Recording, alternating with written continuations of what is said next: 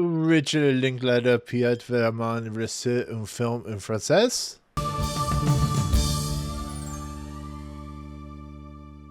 What's going on, everyone? Welcome to Movie Emporium's movie review of the Netflix original movie Nouvelle Vague. This is directed by Richard Linklater.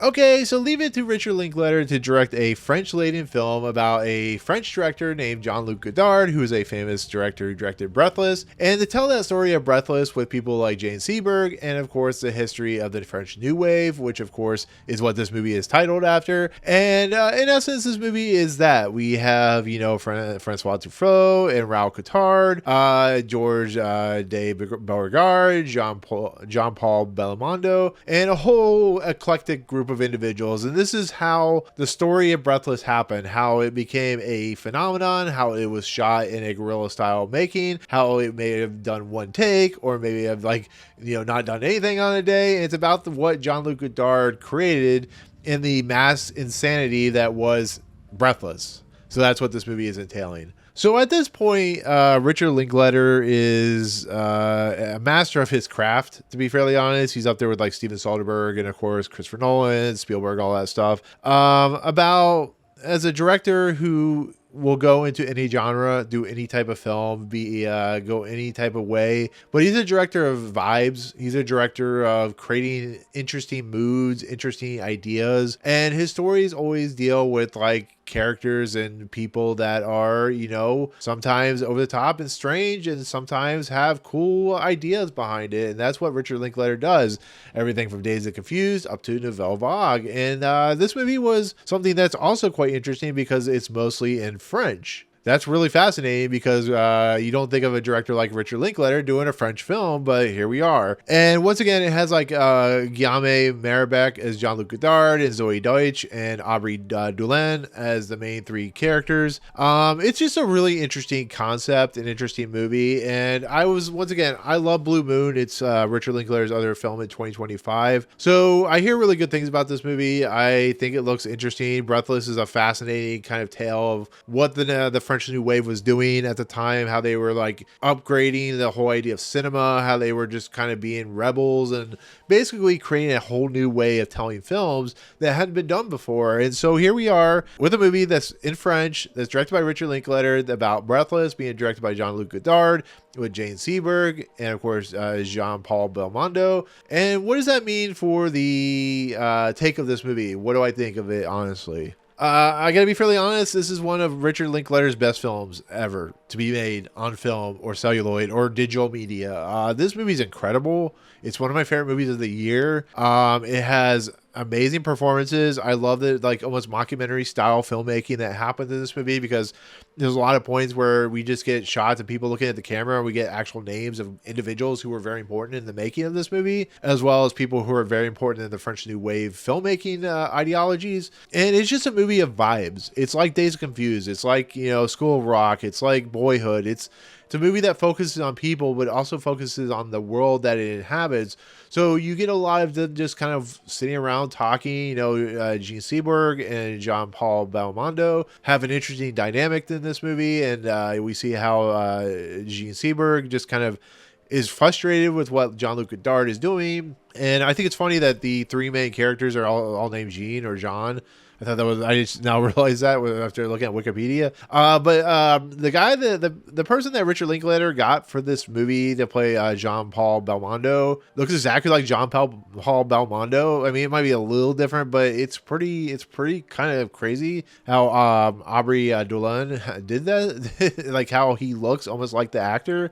Once again, the vibes of this movie, the idea that Jean-Luc Godard was on his own time frame, his own timeline, that he was doing this as a guerrilla style filmmaking. One day he decided not to film anything. He was making the producers mad, and it's a fascinating tale. And once again, I think Richard Linklater and his writers, because I don't think he actually wrote this movie, do an absolutely wonderful job of portraying how difficult this movie was to make and how interesting the movie was to make and how much Jean-Luc Godard was just a rebel and like a chaotic force for interest and good and like creativity. And this movie Breathless became so iconic in the world of filmmaking that it's still studied today in film school, and it's still studied today in film historian and film history. There's just so much that this movie did, and so much that it did on a kind of chaotic level, that it became kind of standard for. It's like when you watch Psycho, for instance, and there's just a lot of chaotic interest and intrigue, and just kind of the nature of like the different ways they were filming, and just it's a really fascinating thing. And I think once again, Guillaume Maribek is really fantastic in this movie. I think Zoe Deutsch is really good in this movie as well as Jane Seberg. I think Aubrey Dolan is really good. I think everybody is really good.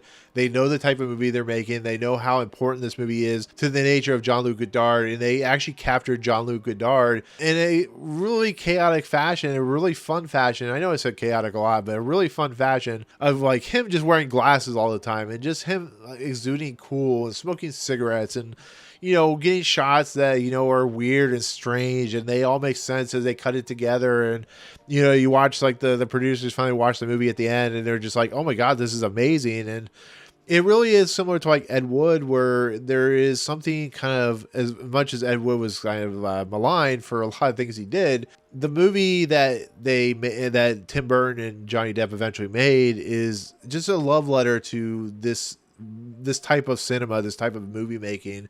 And that's what Nouvelle Vague is just it's a love letter to French New Wave, and how important New Wave is, and how much Jean-Luc Godard was important to the idea of filmmaking. And once again, I think Richard Linklater is just, he's a master of his craft. He's an ace up. He has so many different ways he can tell a story. Like I said, he's so much like Steven Soderbergh when he tells these movies.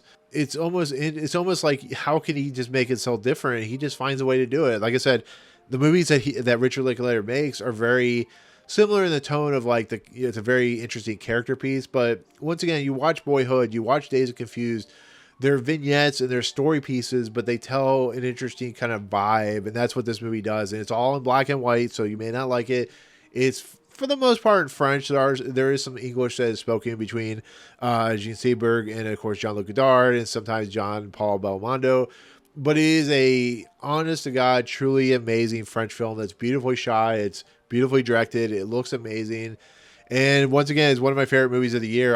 But I got a chance to see this on the big screen down in Miami when I was during the Miami Gems Film Festival, and I loved every second of it. I really did. It's a shame that Netflix doesn't put their movies out in theaters, because there are some really cool movies to watch in theaters when it comes to like Netflix and stuff like that. But yeah, Nouvelle Vague is fantastic. It is an interesting film. It is very different, but also the same for what Richard Linklater does. And like his before series, it just kind of goes with the vibe of the French New Wave and Jean-Luc Godard. So I love this movie. It's one of the best movies of the year, and I highly recommend it for anyone that is really interested in this kind of French New Wave type of material. So there you go. But with that said, that is my take of Nouvelle Vague. It will be in Netflix very, very soon, but it is currently in theaters, limited release. So definitely check it out if you get a chance. But with that said, in the comments below, do you know much about the French New Wave? If you have, let me know what your like favorite director, favorite movie. Was it like 400 Blows? Was it something of that nature? Let me know in the comments below. But otherwise, if you like what you see on this channel, hit the subscribe button to join Movie Emporium. Hit that notification bell at the top to find what's coming next. If you like the video, awesome. Hit that like button. As always, we'll see you guys on the next video. Peace out, guys.